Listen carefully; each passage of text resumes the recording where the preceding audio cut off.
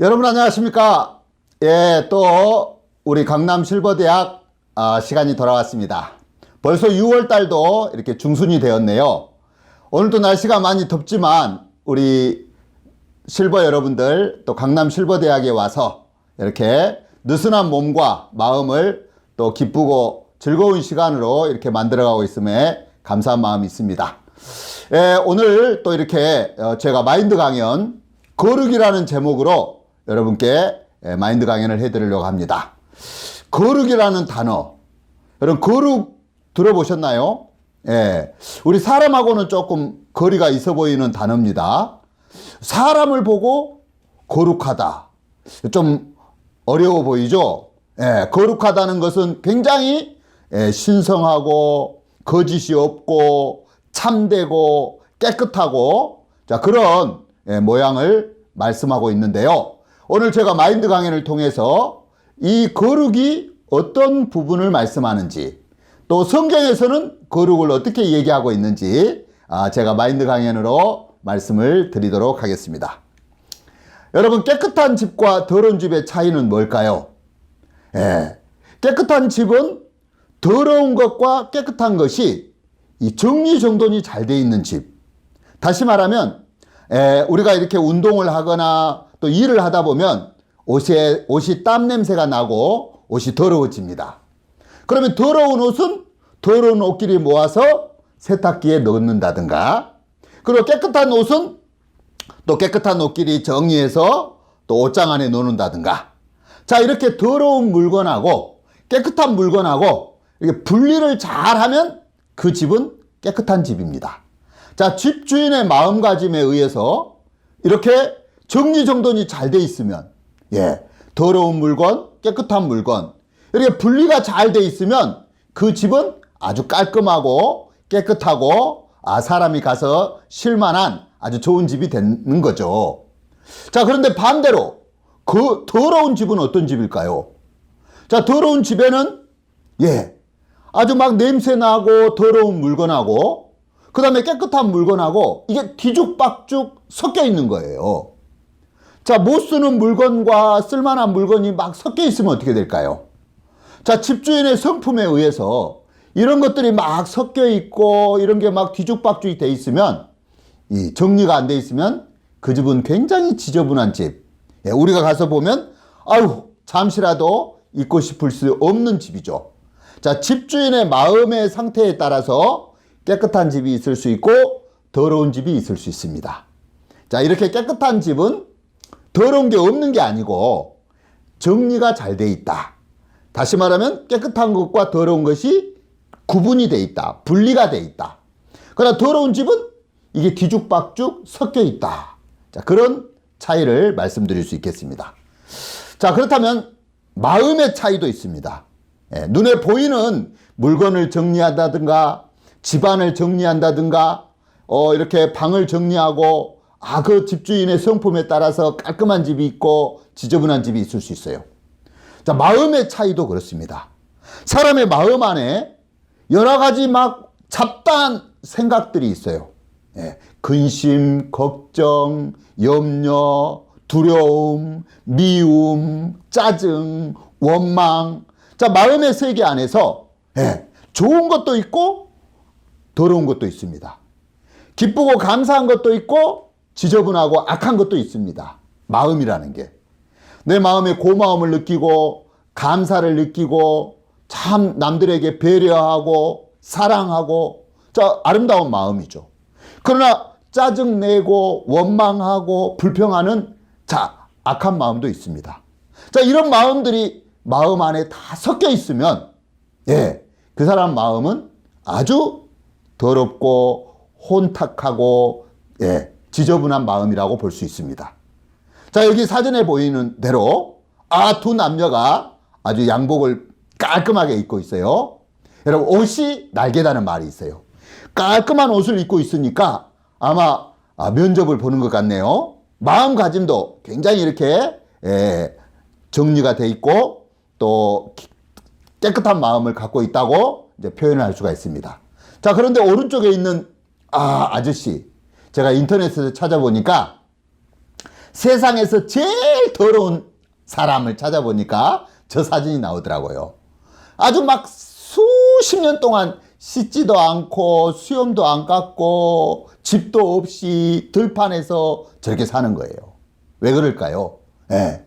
자, 외모만 지저분하는 게 아니고 그 사람의 마음도 정리가 안 돼 있기 때문에, 마음이 구분이 없이 이렇게 뒤죽박죽 섞여 있기 때문에 삶도 행동도 저렇게 정리가 안 돼 있어 지저분한 삶을 사는 겁니다. 자, 우리 마음에 선이 있어야 되고 마음에도 이렇게 정리가 돼 있어야 우리 삶도 정갈하고 깨끗한 삶을 살 수가 있습니다. 자, 오늘 저는 거룩이라는 부분에 대해서 이야기하고 있는데요. 본격적인 내용을 얘기해 볼게요. 거룩하게 산다. 여러분, 부부가 부부의 인연을 맺고 이제 혼인을 합니다. 결혼식 생각만 해도 설레이죠.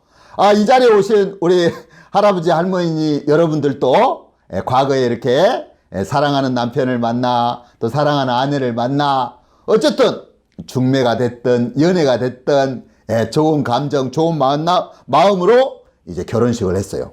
그런데 여러분, 결혼식 할 때 제일 중요한 게 있어요. 자, 신랑과 신부가 서로 정상적인 부부가 되었습니다 하고 주례가 이제 모여있는 하객들에게 혼인 공포를 합니다. 그러면 이제 그 시간부로 두 사람은 정식으로 남편, 아내 이렇게 부부가 돼요. 근데 혼인 공포하기 전에 반드시 뭘 하는 줄 아십니까? 한번 기억해 보세요. 예, 맞습니다. 바로 혼인서약을 합니다. 혼인서약. 저는 제가 이 주례를 서본 적도 있고 또 제가 주례를 이렇게 귀담아 들어보면 이 혼인서약이 굉장히 남편으로서 아내로서 부부로서 한평생을 사는 동안 지켜야 할 약속이고 마음의 선이라는 거죠. 남편은 남편으로서 지켜야 할 어떤 마음의 약속이 있습니다. 반대로 아내도 아내로서 지켜야 할 약속이 있습니다. 자, 두 사람 사이에 서로 혼인서약 약속을 하는데 성경 에베소서라는 성경이 보면 에베소서 5장에 남편은 어떤 마음으로 아내를 받아들이는지, 아내는 또 어떤 마음을 남편을 받아들이는지 그 부분에 혼인서약이 있습니다. 정말 내가 하나님이 내게 주신 아내요, 하나님이 내게 주신 남편으로 둘이 서로 사랑하고 서로 위하고 섬기고 배려하고 그러면서 땀만 품지 않고 검은 머리 팥불이 되도록 참 마음을 지키는 게 이 부부가 지켜야 할 마음의 선이라는 거죠. 그런데 자, 요즘 얼마나 많은 사람들이 부푼 꿈을 안고 결혼을 합니까? 연예인들도 막 세간에 막 화제를 받으면서 결혼식을 해요. 그런데 부부가 살다 보면서 자, 오른쪽 사진에 보면 부부싸움을 합니다. 의견 다툼이 일어나고 분쟁이 일어나고 서로가 서로를 원망하고 미워하고. 자, 부부싸움을 일어나면 가장 상처를 보는 게 누굴까요? 부부 당사자이기도 하지만 저는 볼 때 자녀들이에요. 그 자녀들이 굉장히, 자, 사진에 보면 자녀들이 불안해하고 슬퍼하고 고통해합니다. 그래서 부부싸움 하는 가정의 아이들은 굉장히 정서적으로 안정이 안 돼 있어요. 2차 피해를 낳는 거죠. 자, 이 부부가 서로 살면서 지켜야 될 남편은 남편으로서 아내는 아내로서의 마음의 선, 약속이 있다는 거죠. 서로 낮은 마음으로 상대방을 위하고 이렇게 받아들이면 행복한 부부 사이가 되고 화목한 가정이 되는 것입니다. 자, 거룩하다는 말을 성경에서 이렇게 찾아봤습니다. 영어로는 holiness. 뜻이 뭐냐면 구별하다, 또 분리, 구분하다, 깨끗하게 하다. 느헤미야라는 성경이 있는데요. 그 성경에 이 예루살렘 성이 성벽이 무너졌다는 이야기가 나와요. 여러분, 성이라는 것은 이렇게 어떤 구획을 정해가지고 이렇게 선이 있는 게 이제 성벽이죠. 근데 성벽이 있어야 밖에서 적군이 들어올 수 없고 들짐승이 들어올 수가 없습니다. 근데 성벽이 무너졌다는 것은 적군들이 다 들어와 버릴 수가 있고, 또 들짐승들이 들어와서 성 안에서 여러 가지 피해를 줄 수 있다는 거죠. 그래서 이 예루살렘 성, 거룩한 성인데, 이 예루살렘 성을 이루고 있는 이 성벽은 거룩한 장소와 거룩하지 않는 장소를 구분하는 아주 중요한 그 선이라는 거죠. 자, 우리 마음의 세계도 그렇습니다. 마음의 선. 정말 저도 결혼하고 제가 남편으로 저희 아내가 있고, 또 아버지로 집안의 가장이고 저희 자녀가 있습니다.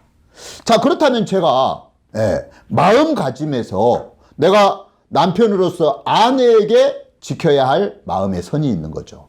또 아버지로서 가정을 지켜야 할 마음의 선이 있는 겁니다.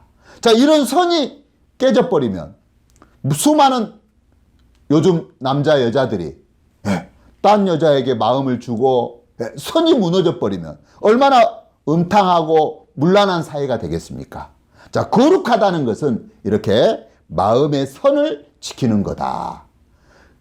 그 마음의 선을 지키지 못하고 성벽이 무너진 것처럼 뒤죽박죽 섞여 있는 것은 더러운 거다. 가증한 거다. 이렇게 말씀을 드릴 수가 있겠습니다. 레위기 11장에 보면 이런 말씀이 있어요. 레위기 11장에 이제 거룩한 정한 짐승, 부정한 짐승, 그런 이제 규례가 나오는데 제가 그림을 가지고 설명을 해드리겠습니다. 자, 레위기 그 정한 짐승과 부정한 짐승의 차이를 설명하면서 소는 정하다, 돼지는 부정하다, 그렇게 구분을 해놨어요.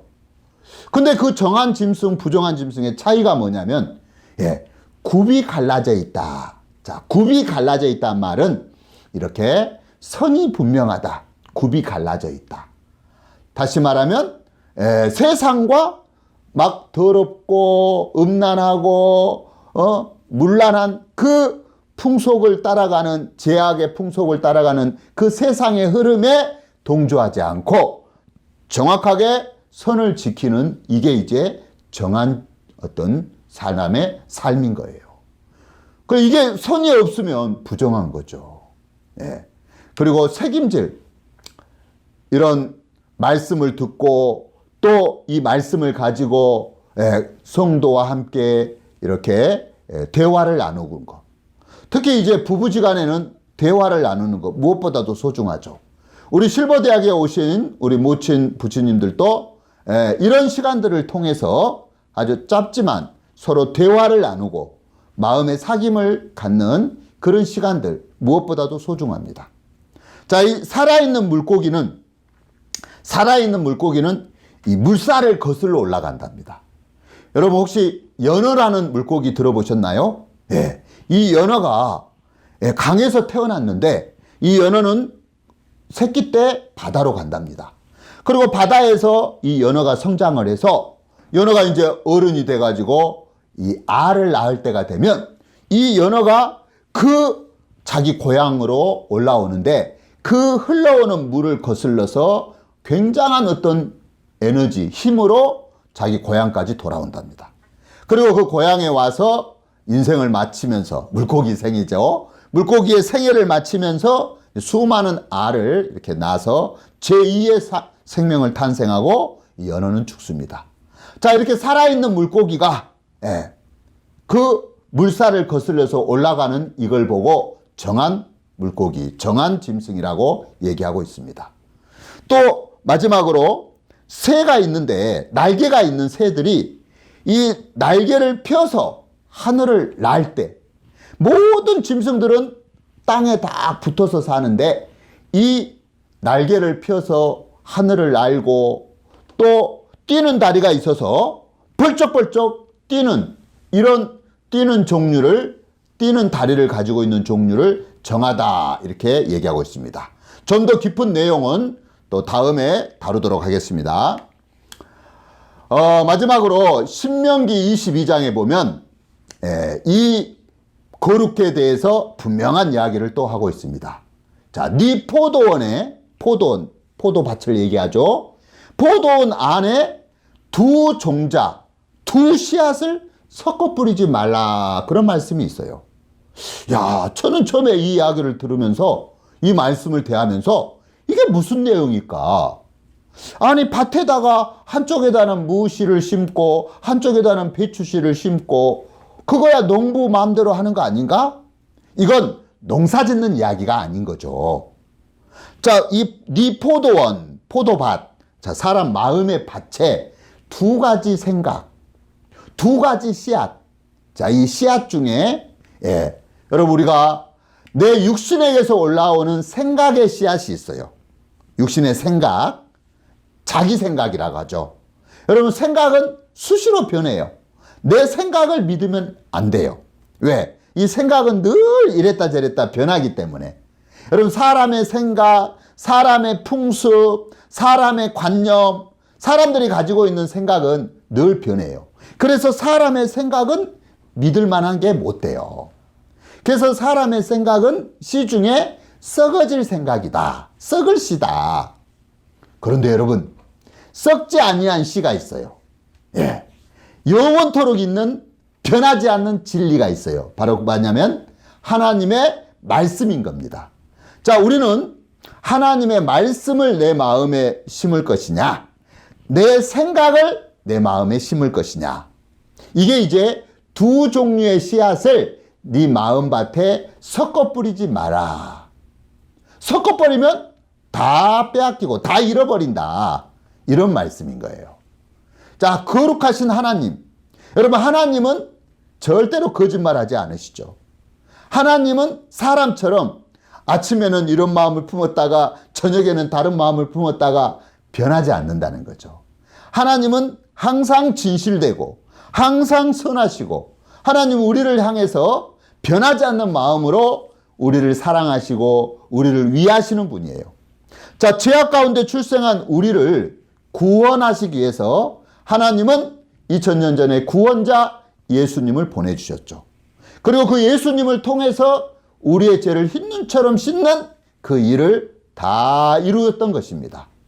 자, 오늘 수많은 사람들이 하나님의 말씀도 마음에 심고 또 자기 생각도 마음에 심고 두 가지를 섞어 뿌리다 보니까 부정한 게 된 거예요. 예를 들어서 내가 결혼한 남자인데 우리 아내도 사랑하고 또 다른 여자, 다른 여자도 사랑한다면 이건 거룩한 삶이 아니죠. 아주 더러운 삶이죠. 만약에 우리 아내도 제가 남편인데 남편도 위하고 사랑하고 다른 아저씨들도 위하고 사랑하고 이건 부정한 겁니다. 자, 마음의 세계 안에서 이렇게 선이 분명해야 된다.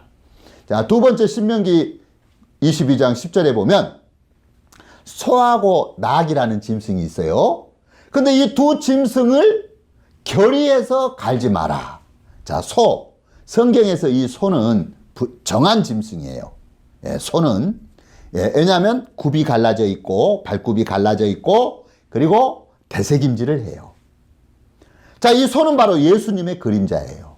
그럼 반대로 나귀는 목이 뻣뻣하고 평생 무거운 짐을 지고 교만한 짐승, 아주 하나님 앞에 부정한 짐승, 바로 우리 인생, 저를 가리켜요.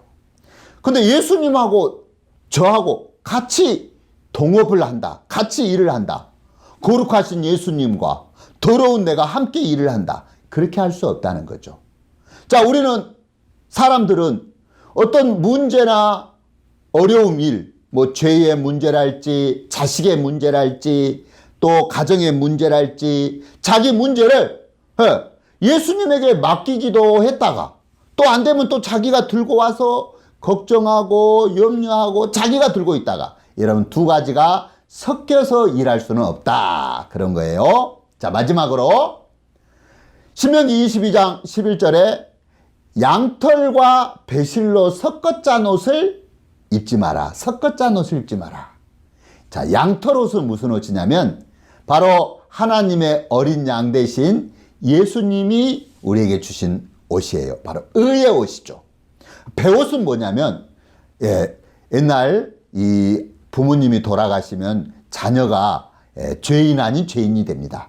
그래서 굵은 베옷을 입어요. 그 삼배옷, 베옷.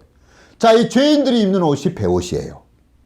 그래, 양털옷은 의의 옷인데 이걸 섞어 짰다. 많은 사람들이 어쩔 때는 제사함 받은 의인, 어쩔 때는 아이고 하나님 아무 공로 없습니다, 죄인. 이 두 가지가 섞여 있어서는 절대 안 된다는 사실을 제가 이 거룩이라는 단어를 통해서 여러분에게 말씀을 드리는 것입니다. 자, 여러분, 저는 오늘 거룩이라는 내용을 가지고 여러분께 말씀을 드리고 있습니다. 요한복음 17장에 진리로 저희를 거룩하게 하옵소서. 아버지의 말씀은 진리니이다. 또 저희를 위하여 내가 나를 거룩하게 하오니 이는 저희도 진리로 거룩함을 얻게 하려 함이니이다. 자, 예수님이 진리예요. 예수님은 요한복음 14장 6절에 내가 곧 길이요 진리요 생명이니 나로 말미암지 않고는 아버지께로 올 자가 없다 했습니다. 자, 예수님이 우리를 거룩하게 하신다는 거죠. 자, 우리는 부정한 죄인으로 태어났습니다. 내 행위나 내 노력으로는 우리가 거룩해질 수가 없는 거죠.